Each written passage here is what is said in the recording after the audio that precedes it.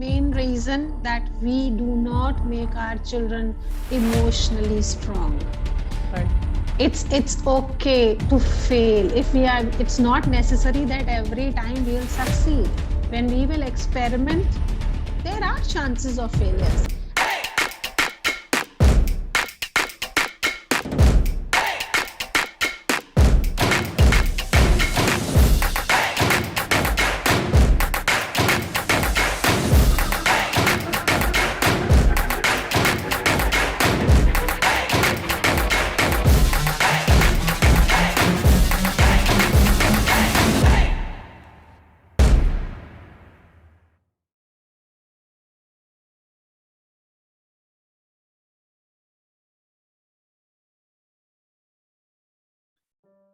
The single most important factor influencing a person's success, whether personal or professional, is mindset. What you think about consistently has a direct impact on your behavior and not the other way around. Hello and welcome to the Honest Talk by Freak Folks. I'm Harsh Pandey. For this particular session, we have this very special guest today, Miss Neeta Bhalla ma'am. She's a vice principal at Vibgyor High School, Lucknow. She is a trained postgraduate in two subjects, nutrition and English, and pursuing third master's degree in education. Also a certified soft skill trainers for teachers, and she writes short stories and poems in Hindi, Urdu, and Punjabi. So first of all, ma'am, I welcome you to in this session. Thank you so much for joining and actually agreeing to share your thoughts with us. Thank you so much. Thank you so much, Harsh. Thank It was you. a pleasure to be here. Thank you, ma'am. It's a pleasure too. So moving to the topic of today's session, which we have chosen, is growth mindset of educators. An idea that is bringing to gain a lot of a favor in educational circuits at the moment is the notion of fixed versus growth mindset. How they might relate to a student and learning. Based on the work of Stanford University psychologist Carol Dweck, the idea of the mindset is related to our understanding of where the ability comes from. And my very first request to you is to please explain to our viewers what really is growth mindset and why is it important? Is it of real value in the classroom, and where can you explore it further? Just a simple question first, that we feel that are the people born smart? Not exactly. If we see that, if we talk about Winston Churchill, or we talk about Beethoven, was, teachers called him as a hopeless composer, because that was a time that the people understood about them when they were child. Or Leo Tolstoy was dropped out from the college. These are the few examples which say, are the people made as a smart, or they are born as smart? So it's the mindset of the people that keeps on changing, and it's a progressive change that happens. So definitely we have a two kind of mindset which we call that. One is a fixed kind of mindset, okay, this is what I am. And another is kind of mindset that, okay, this is what is my shortcomings, so this is what I am, but I can become this. Right. We have to attain, make our goals very clear and set objectives that, okay, I can become this. This is what is a growth mindset that continuously believes in taking challenges and creating a path of its own to reach that challenge. Indeed, ma'am. Actually, I think you have very beautifully explained this, and I'm sure the people those who are watching this session, they actually got it. And ma'am, my next question to you is: what we have seen is most parents of high schoolers in the India and other countries know all too well the pressure children face or place on themselves to get the highest GPA, JEE, NEET, SAT, or board score they possibly can. And I see nothing inherently wrong with the children striving for excellence and wanting to win in this increasingly competitive world. Everyone has a plan after achieving success, but if one fail by mistake, then how we need to deal with failure, no one talks about that. So ma'am, my question to you is, do you support the idea of celebrating failure as we do in the case of success? Do you think in today's world, parents and teachers need to understand that it's okay to fail and stop comparing and putting societal pressure on the child? That is the only, I cannot say it as a setback of our education system, because we have set standards for the achievements. We have created a yardstick. Okay, if the child is getting 98%, 99%, for that matter, 100% in class 12 or whatever percentile he is achieving, that is the only credibility the child has, or any person has for that matter. Somewhere this is not true, because every child is unique. Right. So we have to train our students to accept the failures. It's okay. Yes. We'll get another chance. So the emotional quotient is also to be taken in care, in mind, to be kept in mind when we are talking about any student or any individual, because we are working on the holistic development of a child. So that objective should be kept in mind, that we should not only push them to attain their best, or we should make them an emotionally balanced person as well. We should teach them, we should train them. It's okay. It's okay if we have not succeeded once. Maybe next time we'll work on the demerits, all the mistakes which we did this time, and we'll definitely go for a better one. Right. Indeed, ma'am. So I think as a growth mindset, we need to actually embrace failure as we do in the case of success. And we need to actually, it's just okay to fail, and we have to work. The all thing is need is that we don't need to give up. We should not give up, never. And ma'am, my next question to you is, what do you want to be when you grow up? Is a question that we are constantly asked as a kids and are expected to have an answer for, even if we ask from the grade 1 or grade 2 kid. How in the world is a kid supposed to know what he or she truly wants to become when he even haven't stressed the surface of life itself? It's ironic, isn't it? Yes, we are. Because we have such standard set of values.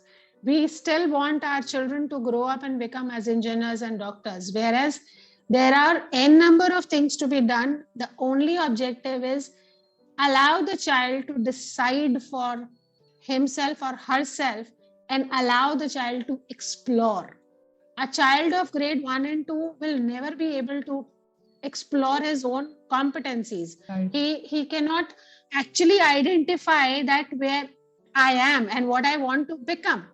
But yes, slowly and gradually, if we allow them to explore themselves, find out what they are best at, and then decide on their career. We have seen many examples of people who had taken engineering, or they have done their medicine degree, and later they had switched on to altogether a different kind of a career. Exactly. Maybe they are with a creative bend, and they have chosen to be a successful musician or lyricist, or even a storyteller. So what basically the child wants is, is just the first or second step of the life, more getting deeper into the self-conscious and understanding my capabilities will definitely give them a proper guideline where they should lead. Exactly. And there's one more question comes here, is that society has molded us into such a narrow one-dimensional way of thinking, because we were raised to believe that the only way to prosperity was to choose a career path and work our way up that ladder. Don't you think we are always encouraged to chase money and job titles, but never pushed to reevaluate or evaluate and consider what we want our actual lifestyle to look like? Yes, definitely. So this is what, the things are changing now. This is what the mindset of people is changing, because this is, again, we cater to as a growth mindset. If you see the set of generation previous to us was still of this idea, okay, this is what has been decided for you and you have to go ahead with that. Whereas now the coming up generation, they have actually explored so many possibilities that they can still understand, okay, I am better at this. Maybe they are given to experiment couple of things. Finally, they choose on their careers. So only thing is that allow the wings to the child so that they can explore and understand what is their requirement and what do they want to meet in life, and where they want to, they want to raise their graph. Yes, monetary benefits are definitely a big support to that, but that if I am satisfied with what I am doing, I'll definitely True. grow that ways as well. Indeed, I think right now we are already seeing the great example of the great resignation. So we can actually observe the thing around us. If people don't choose what they are actually liking, so this is the result of all such things.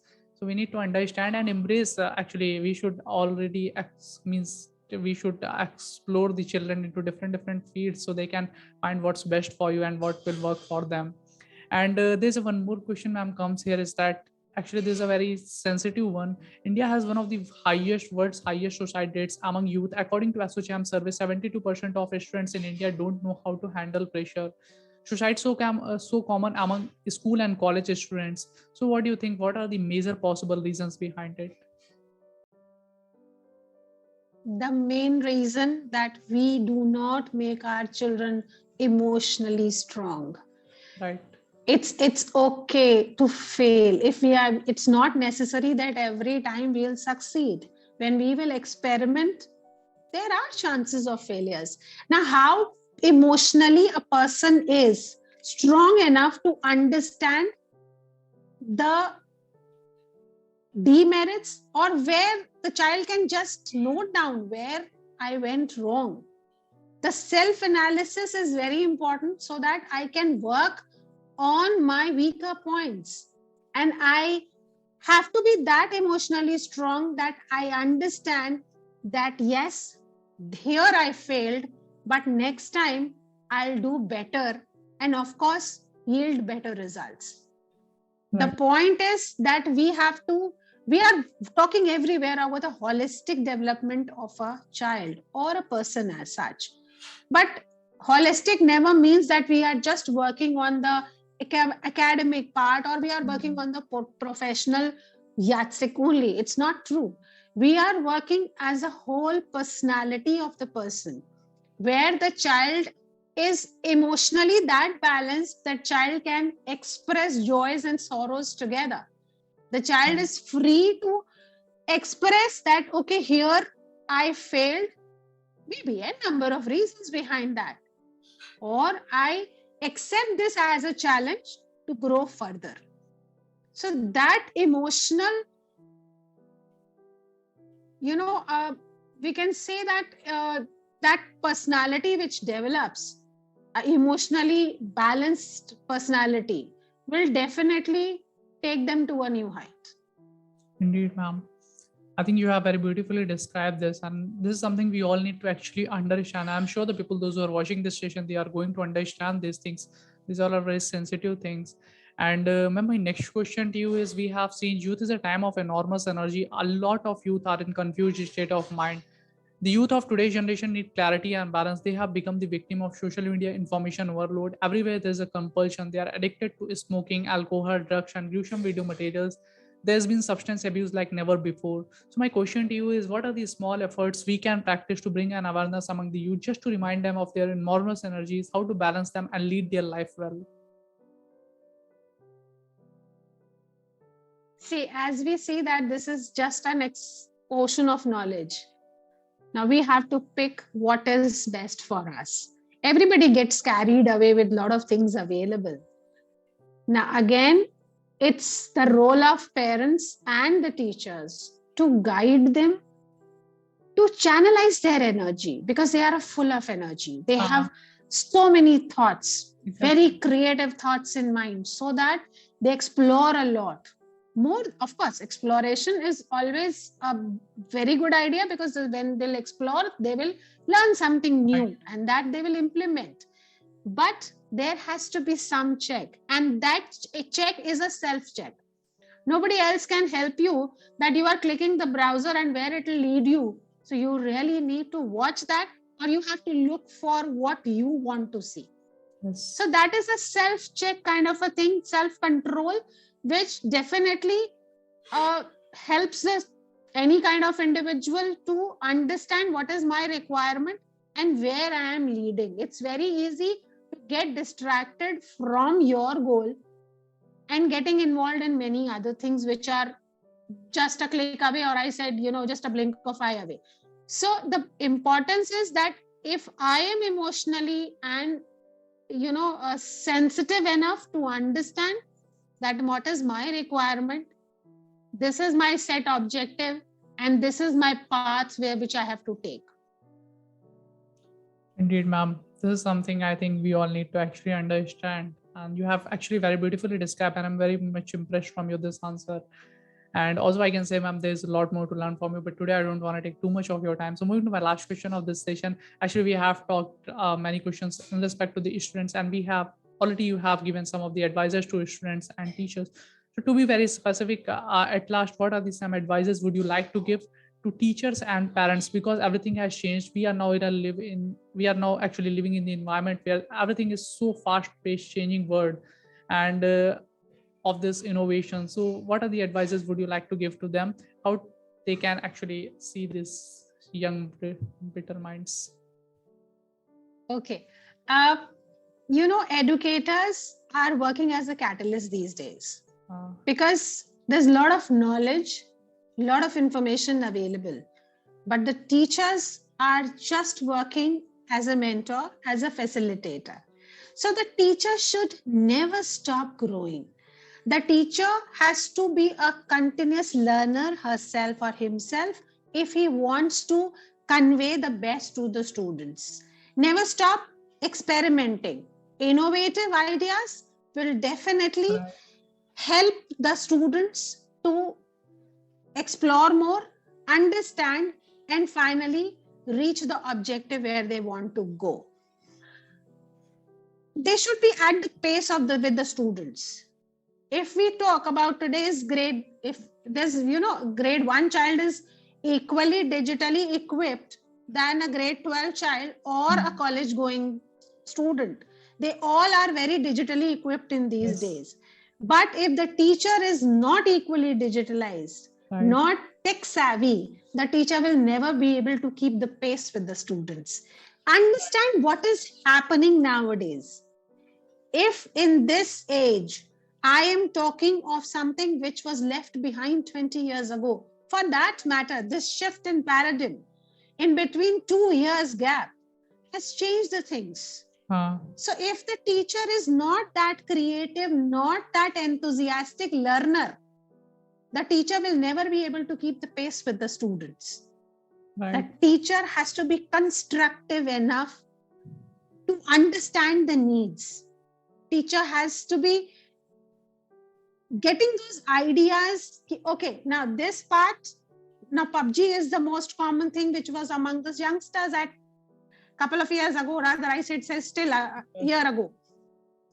If the teacher is not aware of the recent games, recent memes, the teacher has to keep up updating himself or herself, which is very important, to somewhere connect to the students, to capture their mind somewhere. If I'll not talk what is happening today, I'll never be able to bridge that gap between the learner and a facilitator. Exactly. This is really a great piece of advice. And what would you like to give one piece of advice to parents? Believe in your children. That's every child is unique. Yes. You cannot compare two personalities, never ever. Let the child be himself or herself.